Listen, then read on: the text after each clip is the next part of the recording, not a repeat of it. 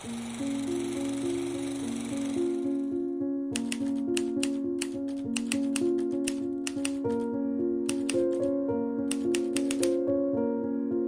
patul prințesei moștenitoare apăru îngrijorat Sturza. Dimitrie Sturza, prim-ministrul României, găsi în dormitorul regal o prințesă cu părul vâlvoi, cu lacrimi în ochi și cu întregul chip arzând de supărare. Scrisoarea pe care o primise de dimineață de la regele Carol, prin care se anunțase demisia doamnei de onoare a prințesei moștenitoare, stârnise o adevărată furtună. Era însoțită de acuzația că prințesa așteptase momentul oportun pentru a o umili pe doamna de onoare din adins și că umilința fusese văzută de întreaga înaltă societate. În urma acestei acuzații, furtuna se dezlănțuise, iar acum Sturza era singurul care putea să o potolească. N-aveți niciunul din voi nicio milă? Nu înțelegeți că sunt singură împotriva tuturor, străină în țară străină, fără apărare? Am fost prinsă în capcană, tot ce ați vrut de la mine a fost să dau țării copii regali. Ați fost mândri să importați o prințesă de neam mare, v-a plăcut să aveți o prințesă moștenitoare frumoasă, cu nenumărate rude pe cele mai de seamă tronuri ale Europei. Dar prea puțin v-a păsat de ființa mea sufletească. Asemenea unor păianjeni stați la pândă și dacă mi se întâmplă să greșesc, vă bucurați, pentru că vă închipuiți că aceasta vă dă dreptul să vă sporiți asuprirea. Mereu trebuie să ascult cu inima însângerată acuzările ce mi-aduceți sau bârfele scornite pentru a-mi întuneca renumele și nu se găsește unul care să ridice glasul în apărarea mea. Toți urlă la oaltă cu lupii. Astăzi, învinuirea că de bunăvoie am jignit pe doamna de onoare și că aș fi pândit pe ascuns un prilej pentru a o umili, e ceva atât de revoltător. E o nedreptate atât de strigătoare, încât la urma urmei se zvârcolește și viermele strivit. Răbdarea mea a ajuns la capăt, așa că am trimis după dumneata, primul ministru, ca să-ți spun că m-am săturat de toate. M-am hotărât să părăsesc țara. Dacă lucrurile au de gând să meargă așa, am să-mi scutur de pe picioare țărâna ei și am să mă întorc la mama și am să țin la mine copilul nenăscut încă, băiat sau fată. Nu m-am născut roabă, onorurile nu mă pot cumpăra, nu vreau și nu pot în acest fel să fiu nesocotită. Vă spun dinainte că în acest fel sunt gata să smulg totul din temelii. Nu-mi pasă de zgomotul ce se va face. Vei putea lămuri dezertarea mea cum vei vrea, nu-mi mai pasă de nimic. Totul s-a sfârșit între noi. Iată, domnule Sturza, astea sunt cele ce voiam să-ți spun. Dumnezeu să-mi hărăzească mai multă milă decât ați avut voi de mine. Sturza, înmărmurit, nu putuse să rostească nicio vorbă în tot acest timp în fața vijeliei ce se desfășura înaintea lui.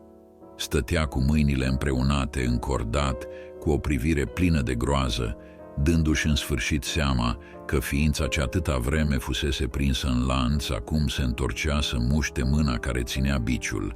Sturza era un om cu o autoritate de fier. Nu mai auzise niciodată asemenea vorbe, cu atât mai puțin din partea unei femei. La auzul intenției prințesei de a părăsi țara se îngrozi. Așadar, cu blândețe încerca să liniștească prințesa, rostind cuvinte înțelepte. În România lumea se supără ușor, spuse el.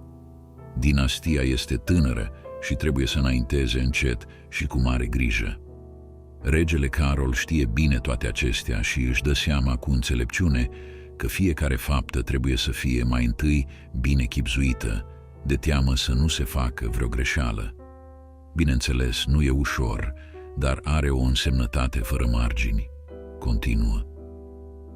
Îi spuse prințesei că era încă tânără și necoaptă și că trebuie să primească îndrumări și povețe de la cei care aveau o mai mare experiență.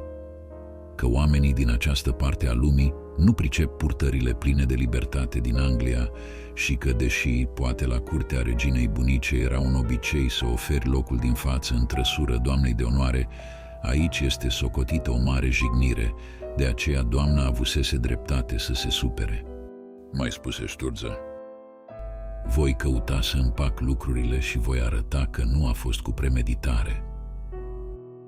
Nando veni sfios în încăpere. Începu să o consoleze pe Missy și făgădui că domnul Sturza va vorbi cu unchiul, iar furtuna începea să se potolească. Am rămas istovită, dar mulțumită că îmi răsuflasem sufletul după atâția ani în care fusesem rău înțeleasă, dar în care mi-am redus la tăcere toate nemulțumirile. Îl ascultam pe Nando, care îmi vorbea cu blândețe și mă gândeam, voi intra eu vreodată în rândurile celor resemnați? Aceasta fusese prima mea întâlnire cu domnul Sturza. A doua fusese plănuită cu grijă de Ion Calinderu, cu permisiunea regelui, cu scopul să mai destindă relația dintre noi. Oh, Calinderu, nelipsitul sol al unchiului, care avea mereu misiunea de a ne mustra, pe mine și pe soțul meu, ori de câte ori se nimerea să fim nesupuși, cu știință sau cu neștiință. Nando tremura la gândul acelor zile pe care le numea Calindero Days, pentru că știa că dacă se anunța Ion Calinderu în vizită, aduce vești rele și cuvinte pline de dojană. De data aceea, nu venise să ne mustre. Venise să-mi spună că parcă aș fi cam trasă la față și poate mi-ar face bine o mică schimbare. Nu ar fi nimerit să plecați în străinătate acum, așa că am venit să vă propun o plimbare la unul din domeniile coroanei de sub administrația mea, spuse. Mă invita împreună cu Dimitrie Sturza și Ion Brătianu, pe atunci ministru al comunicațiilor, pe domeniul Gherghița de lângă Ploiești, ca să contribuie la educația mea. Va să zic că voiau să îndulcească atmosfera teribilă cauzată în ultimele zile de vijelioasele evenimente. Am acceptat propunerea și am plecat în excursie împreună cu ei și o doamnă de onoare. Cât de copilărești și neînsemnate îmi păreau acum vechile conflicte, precum acela din anul 1903, când simțeam că sufletul mi se sfâșie sub greutatea vorbelor aruncate la întâmplare de românii pe care încă nu învățasem să îi citesc. Mă uitam acum în urmă și aproape că îmi venea să zâmbesc, iar apoi priveam în jur. Mâhnirile mele profunde din anii tinereții îmi păreau de cea mai mare importanță atunci, când simțeam greutatea lanțului ce nu mă lăsa să mă mișc liber. Nu știam că misiunea mea era prea grea și că trebuia să fiu șlefuită cu severitate și perseverență ca să îi pot face față. Toate acelea sunt acum doar amintiri. Cu anii am devenit mai pregătită, mai șlefuită și mai puternică. Fără să-mi dau seama, chiar și discuțiile politice începeau să-mi trezească interesul, spre deosebire de primii ani petrecuți în România, când nu găseam nimic mai plictisitor decât interminabilele discuții despre datorie. Bătrânul rege, care în ultimii ani de viață se sfătuia cu mine în toate, nu mai era acum cu noi, să ne povățuiască, să ne arate calea și să țină până și cele mai complicate situații în frâu. Îmi amintesc o scenă dinainte de război care m-a cutremurat, ca și cum ar fi fost ieri. Era vara lui 1914. În capitală, arșița era insuportabilă. Eu și regele, Carol I, rămăsesem în oraș. Norii de furtună se adunau tot mai mult deasupra hotarelor noastre. Sufletul regelui era întunecat. Nopțile lui erau zbuciumate. Somnul îl ocolea, îndoielile îl măcinau. O apăsare cât un munte îi chinuia liniștea în fiecare noapte. Îi propusesem să pornim cu automobilul la întâmplare, să mai ușurăm povara acelor zile. Amândoi simțeam strania dorință de a merge până în inima țării, în cât mai multe locuri, ca și cum ne-am fi temut că nu le vom mai revedea nici când. Am plecat cu mașina, ridicând praful de pe drumurile de pământ. Țăranii strângeau recolta, carele treceau pe lângă noi, unii țărani apăreau în vârful lor din nori de praf, încărcați cu porumb, iar femeile și copiii erau trudiți, cu fețele arse de soare. Nu scoteam nicio vorbă. Sufletele noastre nu se săturau de bucuria vederii locurilor pe care le iubeam. Nu sufla nicio adiere, iar praful era la fel de gros peste tot. Deodată, prin norul gros de fum, apăru soarele.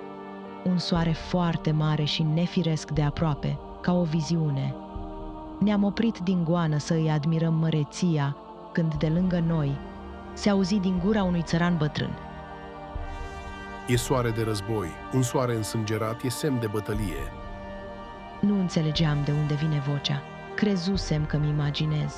Întorcându-mă, îl văzusem pe cel care spusese vorbele. Apoi mai spuse odată. E soare de război. Și într-adevăr, a fost război. Eu eram acum regină, iar Nando rege. Nu fuseserăm încoronați propriu-zis, dar depusesem jurământul. Pentru mine era un jurământ sacru. Această țară era a mea, iar eu a ei. În acele 2 zile petrecute pe domeniul Gherghița de lângă Ploiești, avusesem ocazia să-l cunosc mai bine pe singurul om sub 40 de ani pe care aveam voie să-l întâlnesc, Ion Brătianu. Purta pe umeri gloria tatălui său, la nivelul căreia trebuia să se ridice și el într-o bună zi, dar era un tovarăș plăcut. Înalt, de o statură greoaie, cu ochi negri și vocea cam subțire pentru statura lui, avea obiceiul să fie ironic, dar chibzuit, atent la toate, mai puțin la felul cum se îmbrăca. Hotărât și neînduplecat, dar și voios și plin de duh, știa să se facă plăcut. Deși simțea o oarecare teamă, neștiind prea bine cu cine are de-a face, Nando îi aprecia compania. Când ne-a venit rândul, eu și Nando am apelat deseori la sfatul lui Brătianu și chiar am devenit prieteni buni. În curând, veni și al 4-lea copil al meu pe lume. Pe 18 august 1903 s-a născut al 2-lea băiat în familia noastră, pe care l-am botezat Nicolae, după nașul lui de botez și vărul meu, țarul Nicolae al II-lea. Tot în acea perioadă am părăsit și prima noastră casă de la Sinaia, Foișorul. Unchiul ne pregătise o casă mai încăpătoare, în care am trăit apoi până la bătrânețe, ori de câte ori mă aflam la Sinaia, castelul Pelișor. Prima noastră casă nu fusese un cuib liniștit, dar fusese căminul nostru și mi era drag. Cu melancolie l-am părăsit și am început o nouă etapă la Pelișor, pe care l-am decorat după gusturile mele, în sfârșit. Aici au crescut cei 4 copii ai mei și cei care mai urmau să vină, aici s-au maturizat, aici am plâns și am râs, de aici am plecat cu groază și m-am întors cu bucurie de fiecare dată. Aici am primit și prieteni dragi împreună cu care am construit cele mai dragi amintiri. Întotdeauna am fost de părere că omul trebuie să se înconjoare de prieteni și că niciun om nu poate străbate viața fără ei. După tristul episod cu doamna mea de onoare în rol principal, priveam atitudinea unchiului cu alți ochi. Cunoștea prea bine greutățile cu care se confruntă o familie regală. Prin urmare, nu avea niciun prieten și nici nu își dorise acest lucru vreodată. Puterea, aveam să aflu, e și strălucitoare și înfricoșătoare, așa că un rege niciodată nu va ști dacă prieteniile se nasc din motive sincere sau pentru îndeplinirea unor ambiții. În anii tinereții, din pricina acestor primejdii, era întotdeauna mai ușor să-mi găsesc prieteni străini decât români. Mai târziu, după ce am căpătat mai multă înțelepciune, mi-am ales mulți prieteni de pe meleagurile românești și după ce deciziile nu au mai depins de nimeni, m-am înconjurat de oameni din toate neamurile și condițiile, alături de care am amintiri neprețuite. Străinii cu care m-am împrietenit erau copiii diplomaților care se perindau pe la palat, dar cei mai dragi dintre prietenii străini au fost frații Astor, Waldorf și Paulin, copiii magnatului american William Astor. I-am cunoscut cu prilejul încoronării regelui Edward al VII-lea al Angliei în 1902 și am păstrat relații de prietenie mulți ani. Ne-am plăcut reciproc imediat, astfel că ne-au invitat pe mine și pe soțul meu să petrecem câteva săptămâni în compania lor la castelul Cliveden din Anglia. Regele se îmbolnăvise subit, iar încoronarea se tot amâna, așa că am acceptat. Frații Astor erau mai tineri decât mine. Mama lor murise când erau mici, iar tatăl lor, aspru și neînduplecat, nu le arătase duioșia părintească niciodată, așa că sufletele lor tângeau ca și al meu după prietenie. În toamna care a urmat, i-am invitat la Sinaia. România îi încânta, astfel că i-am invitat an de an, iar ei și-au făcut un obicei din a ne vizita la Peleș anual. Regele Carol îi primea cu bunăvoință pentru că avea o purtare desăvârșită și un mare interes pentru România. Am învățat multe de la acești prieteni. Erau mai pricepuți decât mine în ale lumii. Deși mai mare decât ei, aveam imbolduri nechibzuite și uneori nu cunoșteam măsura. Ei m-au învățat cum să potolesc unele porniri. Însă prietenia mea cu Paulin și Waldorf a avut și alte efecte pozitive. Spre exemplu, Waldorf a fost cel care a insistat să învăț mai bine limba română și să mă apropii mai mult de poporul meu, vorbind direct cu ei, pe limba lor. I-am urmat sfatul și am descoperit că avea dreptate, însă nimeni altcineva nu mă încurajase și nici măcar nu adusese vorba până atunci de așa ceva. Cunoscând expresii din popor și înțelegând românii, puteam să mă apropii de ei mai ușor decât înainte. Tot datorită lor, valoarea mea a mai crescut puțin în ochii regelui. Într-un an, Paulin i-a spus fără perdea unchiului că eu eram cea care conduceam Palatul Cotroceni, unde locuiam când ne aflam în București. Ferdinand, în stilul lui temător, era incapabil să ia hotărâri sau să dea ordine.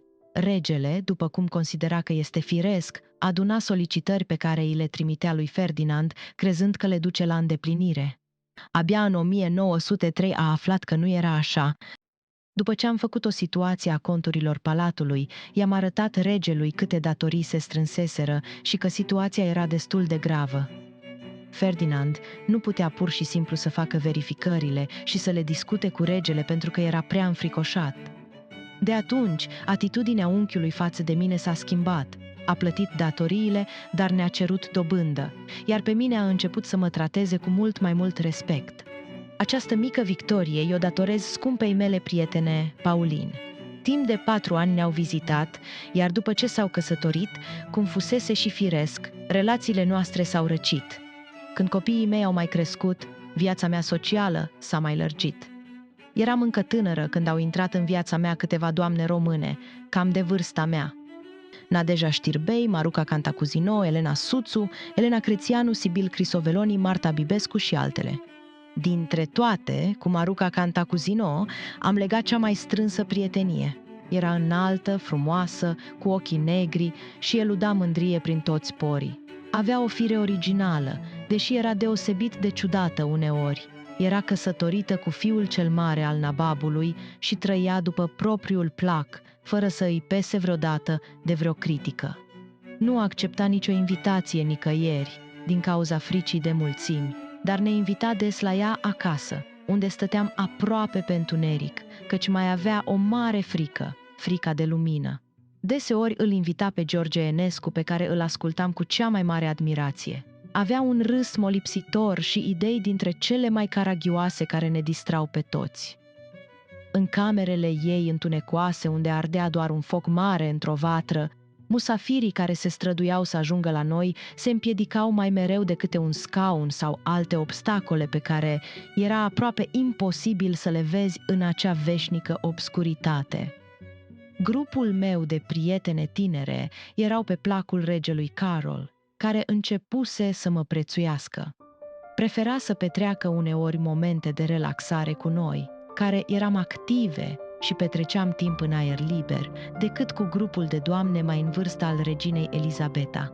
După reeducarea la care m-a supus, mă transformasem într-o femeie pe care o aprecia și chiar o considera o personalitate. Îmbătrânise, iar atmosfera pe care o cream împreună cu prietenele mele îl înviorau. Prietenele dragi din România umpleau oarecum golul lăsat de surorile mele și fusese poate prima oară când aveam prieteni în afara cercului familiei. Cu toate astea, nimeni nu îi putea lua locul lui Dachi. Viața de familie a lui Dachi era poate chiar mai complicată decât a mea, deși nu presupunea atât de multe restricții. Mă vizita destul de des și schimbam scrisori mereu, dar era nevoie acum să-mi deschid sufletul și în afara familiei, iar atenția mea să se îndrepte și înspre oamenii care defineau țara în care locuiam de atâția ani.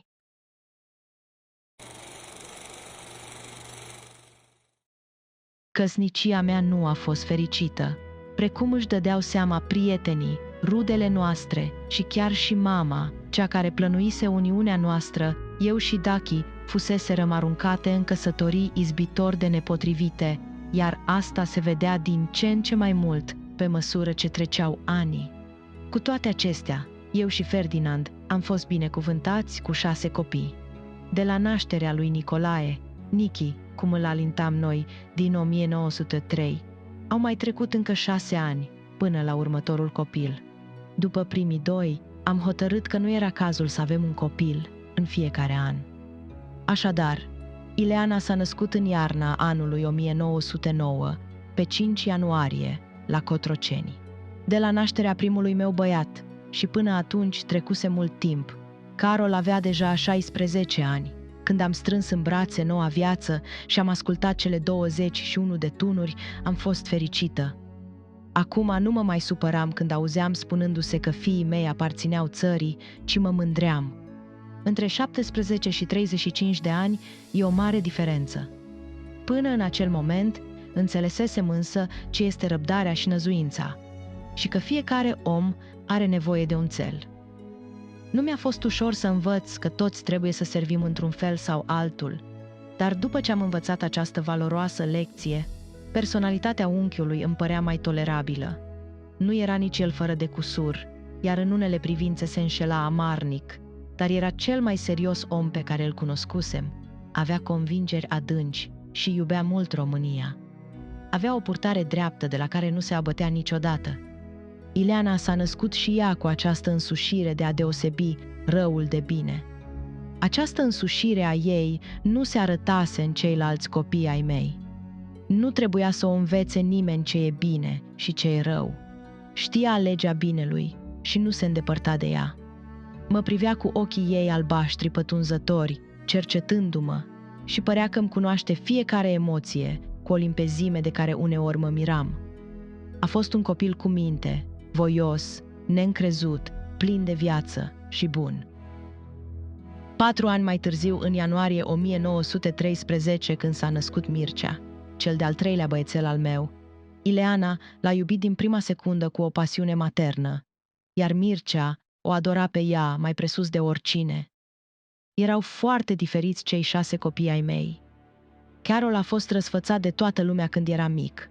Mult doritul moștenitor a devenit rapid favoritul tuturor. Când a mai crescut, a devenit așezat, cam serios pentru vârsta lui și a dezvoltat rapid un mare interes pentru învățătură. A învățat să citească uimitor de repede, lăsându-ne pe toți cu gura căscată. Era foarte vesel în primii ani. Apoi a devenit pedant și îi plăceau lucruri pe care fetițele mele le considerau plictisitoare. Îl atrăgea studiul legilor de foarte mic copil, al regulamentelor și interzicerilor. Căuta profunzimea din lucruri și era fascinat de chestiunile militare. Petrecea mult timp cu unchiul, care a avut o mare influență asupra lui.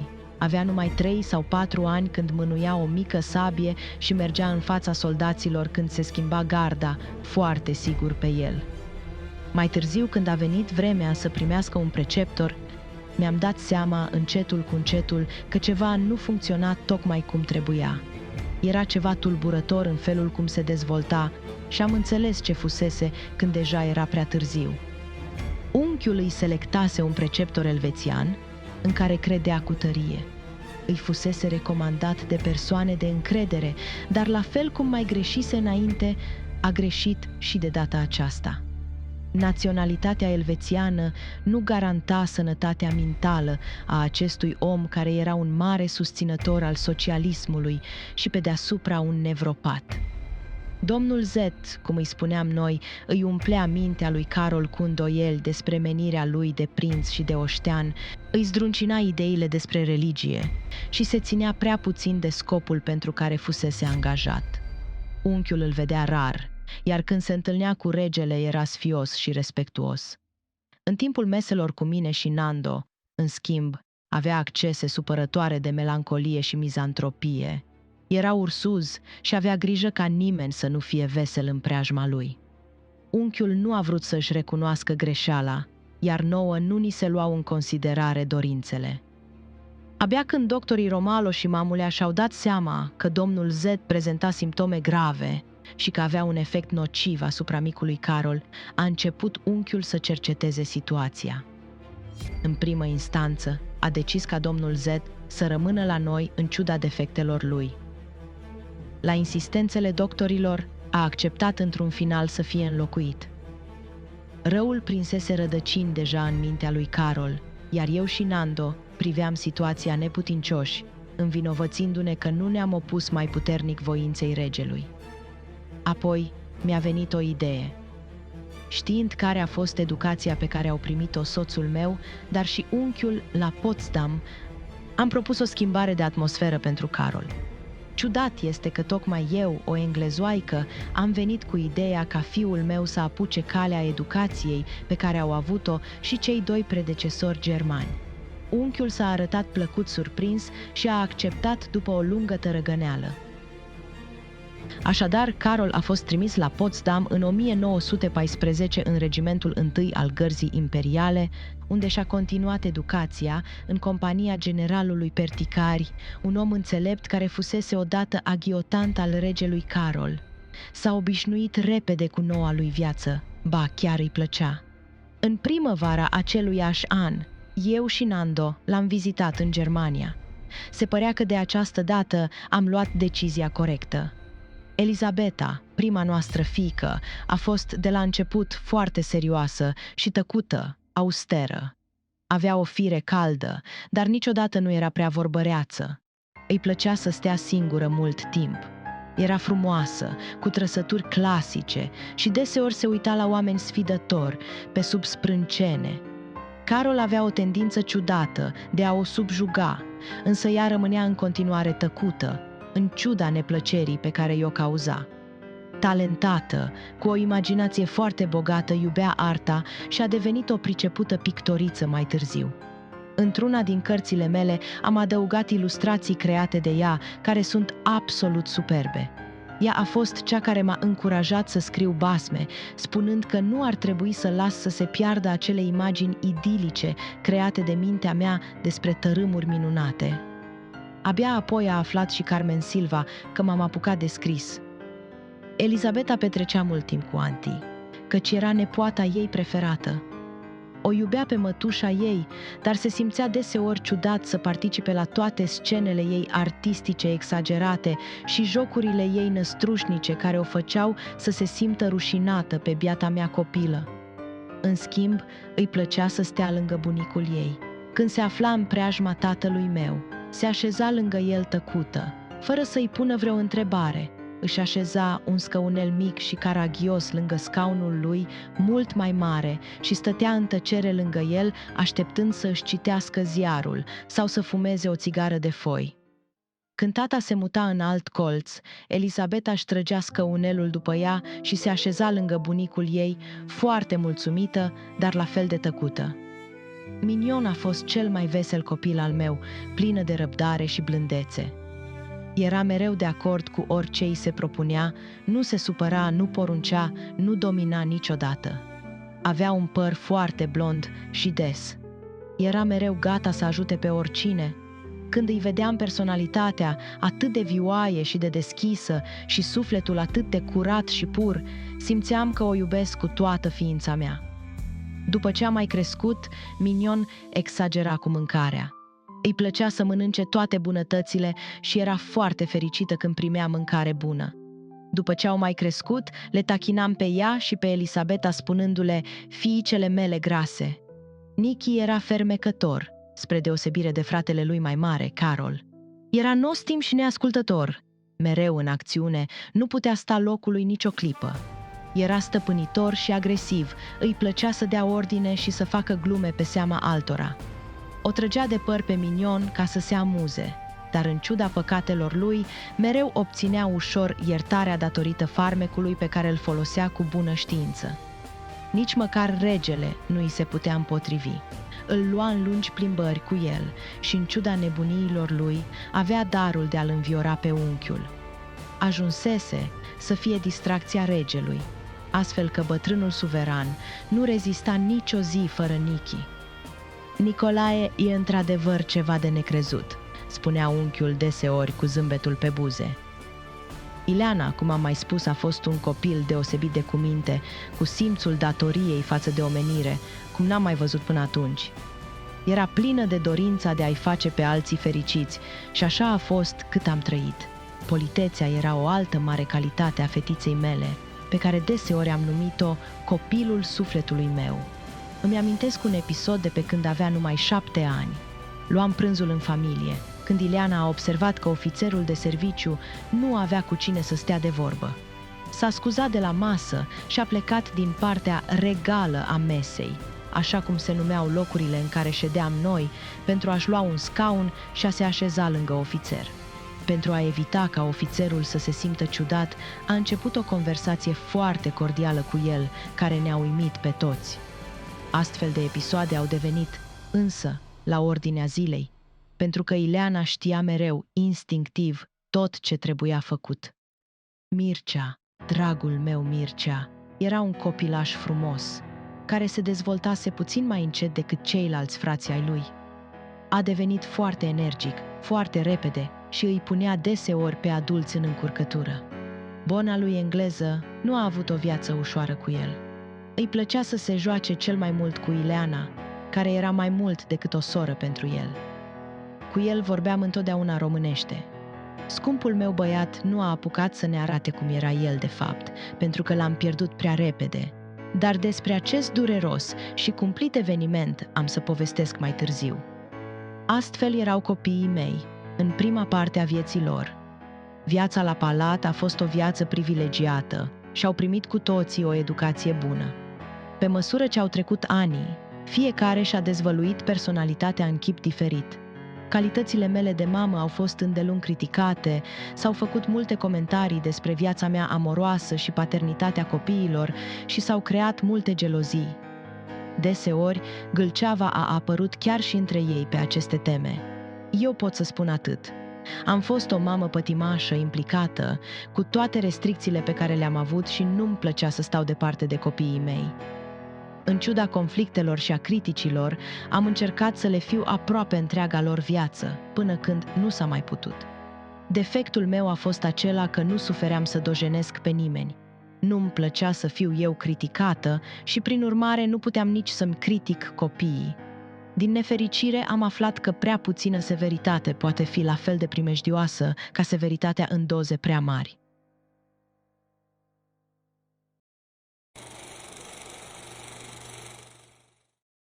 În zilele petrecute la Iași, deseori îmi aminteam de anii dinainte de 1914. N-au fost toți senini, căci în fiecare an se întâmpla câte ceva tulburător, dar față de anii groaznici petrecuți în capitala războiului, parcă priveam acum spre o viață care nu fusese a mea, una în care nu participasem activ, o viață de observator, în care eram ținută la distanță de toți și toate. Nu știam atunci că, de fapt, fusesem protejată. Au existat în România acelor ani evenimente spre care priveam cu tristețe.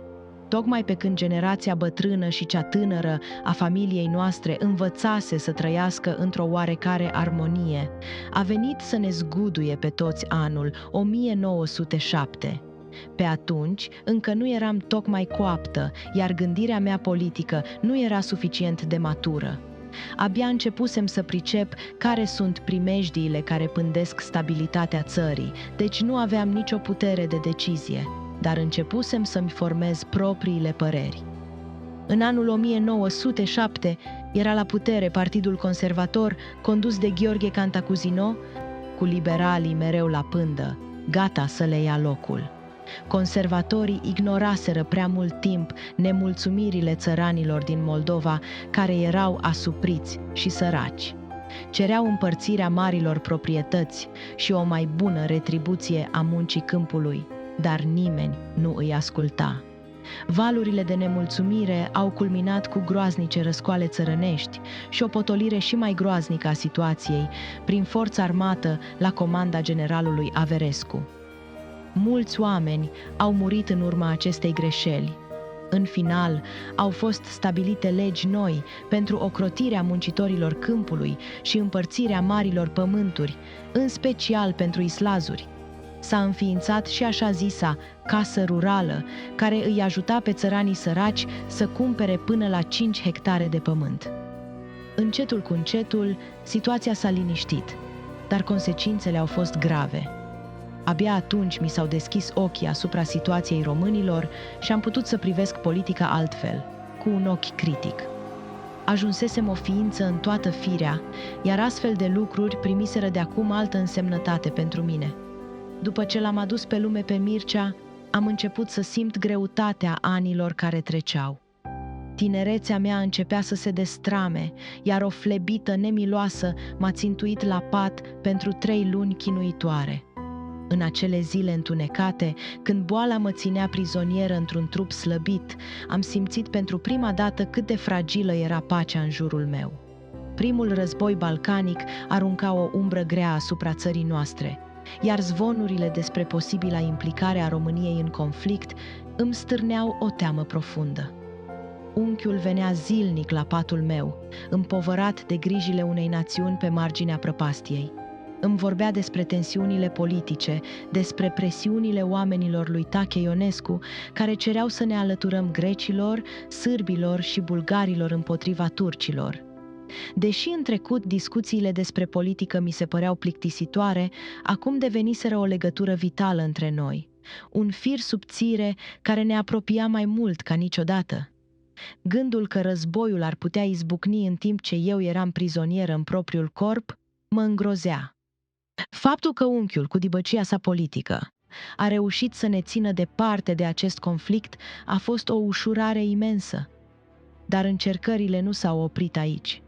După ce Flebita a cedat, am realizat că nu mai puteam să merg, așa că am fost trimisă la Dax, în Franța, unde am început bătălia personală pentru a-mi recăpăta sănătatea. Acolo, sprijinită de un baston și de voința mea de fier, am învățat din nou să fac primii pași. Deși am părăsit Dax șchiopătând, am plecat cu speranța că viața mea va reveni la normal. Totuși, liniștea a fost de scurtă durată. Al doilea război balcanic aducea noi presiuni asupra României de a intra în luptă. Națiunea noastră își revendica drepturile istorice asupra unor pământuri din Bulgaria, iar dorința de a le recupera fierbea în inimile românilor. Unchiul însă era un om prudent, care înțelegea riscurile unui război nesigur. Alături de Maiorescu, a ales să nu ne arunce într-un conflict fără o strategie solidă. Dar, pe 23 iunie 1913, România a fost trasă în vâltoare. Din fericire, armata noastră nu a trebuit să verse sânge pe câmpul de luptă, căci victoria sârbilor și bulgarilor a fost rapidă. Însă, chiar și departe de lupte, soldații noștri au fost loviți de un alt inamic mortal, holera. Îmi fusese permis să vizitez soldații din spitalele Crucii Roșii așezate de-a lungul Dunării. Numai atunci, la văzul grozăviilor cu care se confruntau soldații noștri, am început să simt o dorință de neoprit de a fi de folos. Holera este o boală teribilă. Efectele ei sunt înspăimântătoare pentru oricine, dar lipsa medicilor, a medicamentelor, a condițiilor de igienă și haosul pot face situația mult mai gravă decât boala însăși. Când mi-am dat seama că pot să găsesc soluții, n-am stat pe gânduri. După lungi discuții cu doctorii Jean Cantacuzino și Slătineanu, care se confruntau cu mari greutăți, am înțeles exact ce au nevoie și m-am întors în grabă la Sinaia să vorbesc cu unchiul. Impresionat de curajul meu de a lucra cu holerici, mi-a dat voie să preiau conducerea lagărului de la Zimnicea. Carol, fiul meu, mi-a venit în ajutor și a devenit mâna mea dreaptă.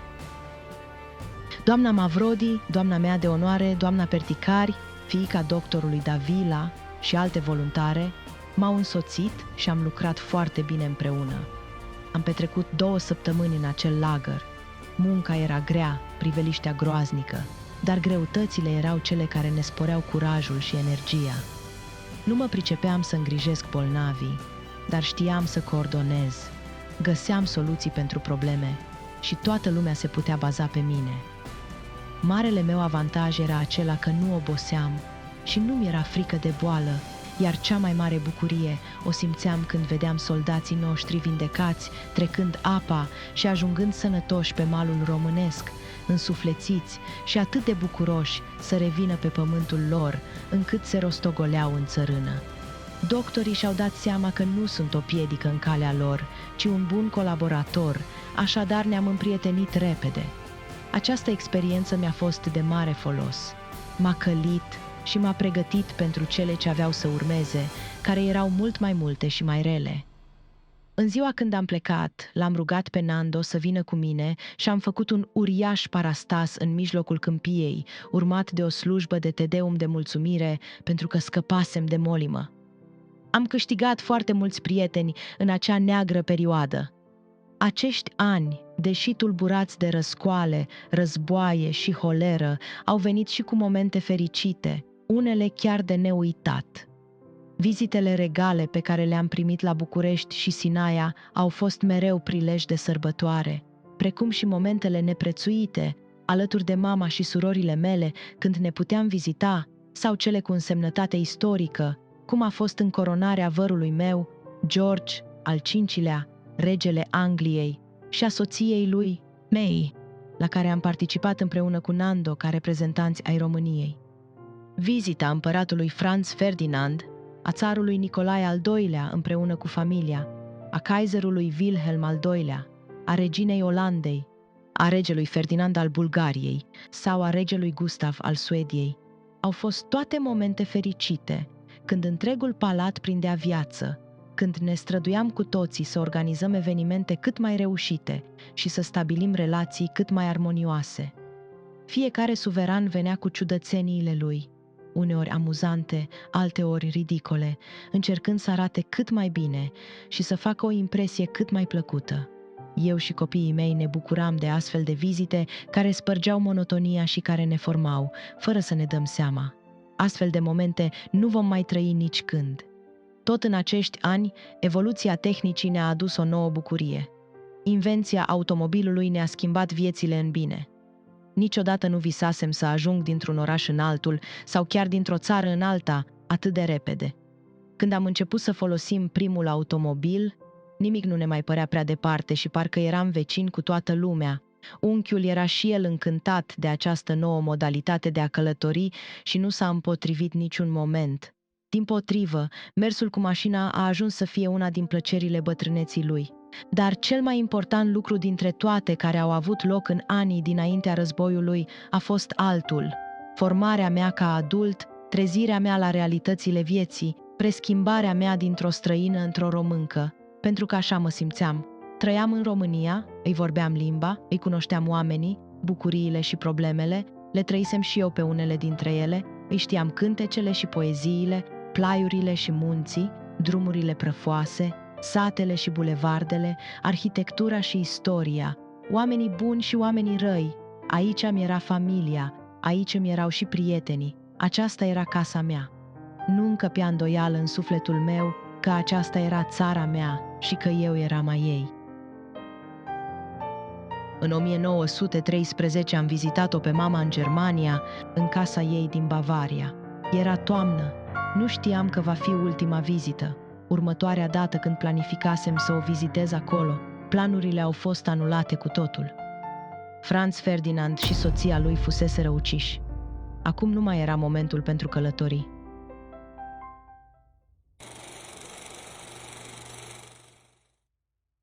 În vara anului 1914, pacea fragilă a Europei a fost spulberată de un eveniment ce părea la început o tragedie îndepărtată, dar care a avut repercusiuni mondiale.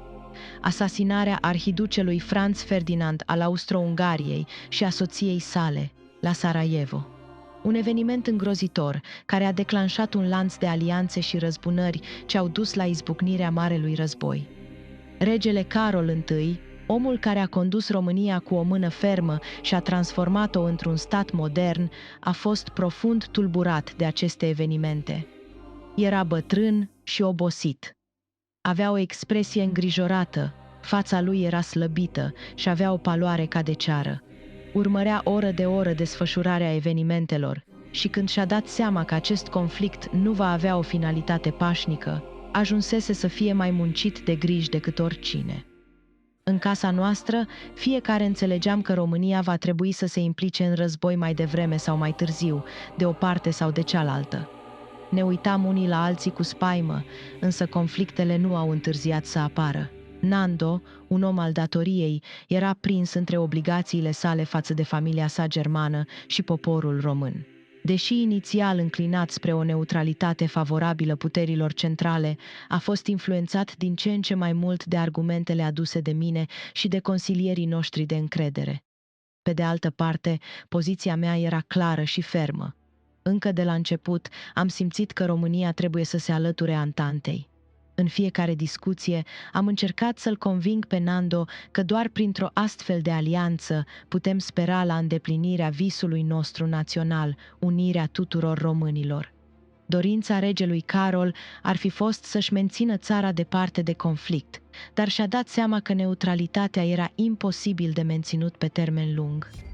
Regina Elisabeta era la fel de artistică precum fusese întotdeauna. După părerea ei, acum venise vremea Germaniei. Anglia trebuia să piardă, pentru că femeile ei deveniseră depravate. Unchiul și cu mine, după atâția ani de care a fost nevoie să ajungem prieteni, am intrat din nou în conflict. Iubeam Germania, dar sufletul meu era alături de România. Nu eram de acord că trebuie să stabilim obiective naționale în funcție de originile personale, ci dimpotrivă. Acum trebuia să fim obiectivi. Românii erau înfocați, își doreau război, ieșeau pe străzi, afișau pancarte, organizau proteste împotriva neutralității, își doreau împlinirea visului național de recuperare a teritoriilor pierdute. Atmosfera era foarte tensionată, însă o decizie finală s-a luat abia în timpul Consiliului de Coroană din august 1914. Între timp, unchiul analiza varianta abdicării. Se gândea serios că trebuie să părăsească țara, în ciuda eforturilor de o viață. Acum era hulit și jignit de propriul lui popor pentru credințele proprii. Era totuși un Hohenzollern. Cum ar fi putut să lupte împotriva propriei patrii? Ferdinand îl urma îndeaproape, iar inima mi se strângea de fiecare dată când mă gândeam că ar putea fi în stare să ia groaznica decizie de a părăsi țara și el. Ce vom face noi atunci, eu și copiii mei? Într-o zi îmi făcu o vizită unul dintre conducătorii Partidului Liberal, bătrânul Costinescu. Îl preocupa același subiect. Puise să mă roage, să mă implore, ca în cazul în care regele și nepotul său ar fi decis să plece, eu să rămân împreună cu moștenitorul, cu Carol și, dacă se poate, cu toți copiii, să continuăm munca începută acum multe decenii. Mi-am dat făgăduința. Nu puteam să concep să plec din țara mea. Eram dispusă să rămân cu riscul de a rupe orice legături cu familia. În timpul unui prânz, regina Elisabeta începuse un discurs despre cum ar trebui să ne luăm cu toții de mână, să formăm un cerc și să plutim spre ceruri, departe de toate spaimele acestei sfere întunecate. Unchiul mormăi și spuse: "Ceea ce spui n-are noimă, Elisabet." Apoi se întoarse spre mine și îmi spuse: "Cu noile împrejurări, mă tem că nu se va face pace înainte de Crăciun." Și într-adevăr, pacea nu urma să vină prea curând. Războiul continua, însă unchiul nu va fi apucat să-i vadă deznodământul. Pe 10 octombrie 1914, la Sinaia, unchiul muri cu totul neașteptat în brațele soției lui, care crezuse că a adormit. Eu și Nando eram la București, unde am fost trimiși să ne arătăm chipurile pentru a alunga orice zvon legat de posibila noastră plecare din România. Rareori se întâmpla să plecăm undeva, iar acum, în lipsa noastră, unchiul se prăpădise. În dimineața zilei de 10 octombrie am primit un telefon. Eram anunțată că sunt regină. Ne-am întors îndată la Sinaia și, stând lângă patul de moarte al regelui, i-am spus în gând: "Nu te teme, unchiule. Îți vom duce vitejește opera mai departe. Voi încerca să fiu cum ai fost tu, credincioasă până la moarte, să-ți iubesc țara cum ai iubit-o tu atâția ani îndelungați." Multe lacrimi a vărsat Sinaia la moartea regelui. Sinaia pe care a iubit-o atât de mult, în pădurile căreia se plimba ore întregi, cugetând în continuu. Gândul lui nu se îndepărta niciodată de România. Țara care îi fusese dată în grijă a fost singura lui preocupare și așa a rămas până la ultima suflare. A fost dus în capitală, unde a rămas expus câteva zile. Mii de supuși treceau prin fața sicriului lui în fiecare oră. Apoi am plecat cu toții, alături de unchiul, la curtea de Argeș, unde a fost înmormântat într-o zi splendidă de toamnă cu frunziș ruginiu. Steagurile tuturor regimentelor, un mare alai de sfinte drapeluri zdrențuite, un șir nesfârșit de preoți, uniforme, soldați, țărani. La înmormântarea regelui Carol au fost doar români.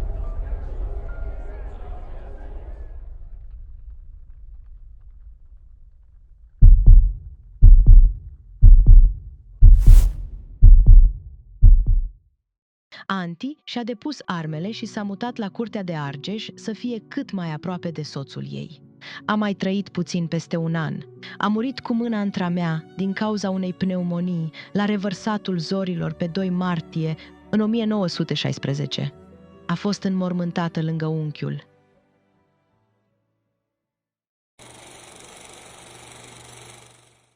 Neutralitatea României a durat 2 ani. În ziua de 10 octombrie, chiar după moartea regelui Carol, Ferdinand a depus jurământul. În mijlocul sălii Parlamentului stăteam amândoi în picioare. Al doilea fiu al principelui Leopold de Hohenzollern-Sigmaringen și al Antoniei a Portugaliei era acum rege. Jur a păzi Constituția și legile poporului român, a menține drepturile lui naționale și integritatea teritoriului, rosti Ferdinand. Era un jurământ greu, într-o perioadă sufocantă. Războiul în care era implicată lumea întreagă începuse de numai câteva luni. Eu, înconjurată de copii, stăteam puțin deoparte. Regele era aclamat. Se auzeau strigăte lungi și puternice de încurajare, iar apoi a urmat un tunet de aplauze care au făcut sala să se cutremure. Deodată, pe neașteptate, strigară cu putere: Regina Maria! A fost un strigăt lung, cutremurător, pe care nu l-am uitat nici când. Acesta a fost ceasul în care poporul meu și eu ne-am privit ochi în ochi. La moartea regelui Carol, era la putere un guvern liberal condus de Ion Brătianu. Conform obiceiului, Brătianu și-a dat demisia, însă nu a fost acceptată. Eu și Nando am decis să nu facem schimbări, ci să păstrăm ce era bun și să evităm a zdruncina țara din temelii, cu numeroase modificări tocmai în aceste dificile timpuri. Neutralitatea noastră nu a adus pacea, ci a aprins un foc de agitație în toată țara.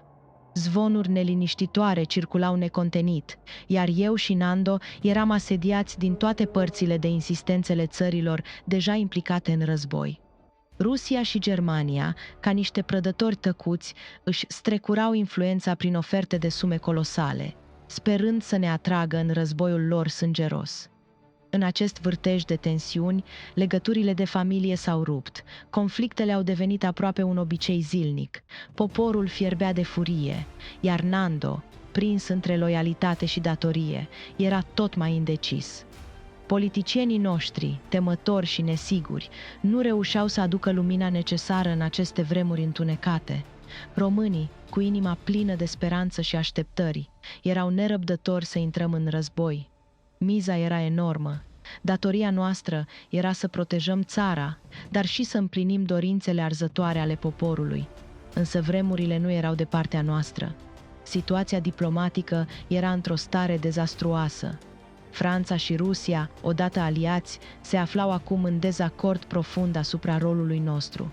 Francezii ne doreau ca aliați, neavând încredere în ruși, în timp ce rușii, cunoscând slăbiciunile armatei noastre, ne vedeau ca pe o povară. La Sankt Petersburg, Boris Sturmer, noul ministru de externe, a fost numit pe neașteptate, înlocuindu-l pe predecesorul său, iar schimbarea aceasta s-a dovedit a fi o amenințare fatală pentru România. Mai târziu am aflat că Sturmer, sub influența partidelor germanofile din Petrograd, ne trădase cu o cruzime rece. În secret, el și germanii plănuiau să ne sacrifice în război, considerând că România va fi imediat nimicită. Ani mai târziu, contele de Saint-Oller, ministrul francez, ne-a dezvăluit că țarul însuși nu avea habar de complotul lui Sturmer. Planul lor diabolic presupunea divizarea României. Muntenia urma să cadă sub jugul Germaniei, Moldova sub cel al Rusiei, iar Transilvania ar fi rămas sub stăpânirea de atunci. A fost o trădare care ar fi șters România de pe harta Europei. După multe zile de contradicții cu Maiorescu, Petre Carp, Teodor Rosetti și Marghi Loman, care se opuneau ideii de a intra în război de partea Antantei, ținându-le piept, regele a luat hotărârea, dar nu înainte ca Brătianu să fi negociat termenii alianței. Ca preț al aderării, prima condiție pusă de Ion Brătianu a fost ca la negocierile de pace, România să fie admisă în comunitatea națiunilor aliate pe picior de egalitate cu marile puteri. A doua condiție a fost garantarea necondiționată a Transilvaniei, Banatului și Bucovinei. Rusia era sceptică, dar țarul s-a lăsat convins repede să accepte. România a semnat tratatul de alianță cu Antanta pe 17 august 1916 și se angaja să declare război Austro-Ungariei până pe 28 august. Așadar, acum eram aliați cu bătrâna Anglie, Franța, Rusia, Italia, Serbia, Japonia și mica Belgie. Regele era eroul zilei. Cei care s-au îndoit de el stăteau acum cu capul plecat. Deși sunt un membru al familiei de Hohenzollern, sunt mai înainte de toate regele României și ca atare trebuie să fac ceea ce supușii mei doresc să fac, spuse Nando, regele României, în declarația lui de la Consiliul de Coroană pe 27 august. Alb ca varul, regele continuă. Fie ca România să-și învingă dușmanii așa cum m-am învins eu pe mine însumi. Acea zi a fost și cea în care România a declarat război formal Imperiului Austro-Ungar, la ora 6.